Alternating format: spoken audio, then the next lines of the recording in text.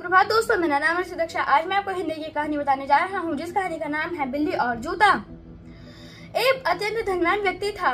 उसकी मृत्यु हो जाने के बाद दोनों बड़े पुत्रों ने उसके सारे धन और दौलत आपस में बांट ली, पर छोटे पुत्र के लिए सिर्फ एक बिल्ली छोड़ी। तो फिर छोटा पुत्र अचंभित रह गया कि वह इस बिल्ली का क्या करेगा।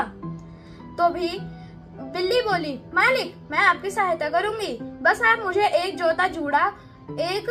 जोड़ा जूते का और एक थैली लाकर दे दे।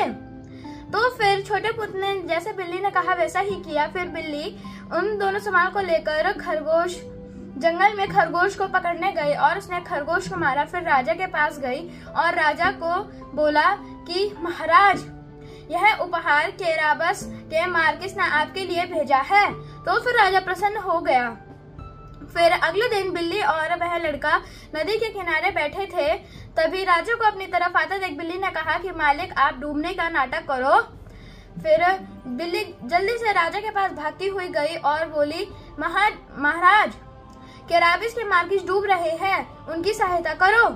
तो फिर राजा ने तुरंत ही अपने सिपाहियों को उसकी सहायता करने के लिए भेज दिया। फिर लड़का बच गया। इतने में ही बिल्ली इच्छाधारी दैत्य के राज्य में गई और उसे एक चूहा बनकर दिखाने के लिए कहा। तो फिर जैसे ही दैत्य चूहा बना, बिल्ली ने झट से उसे निगल लिया।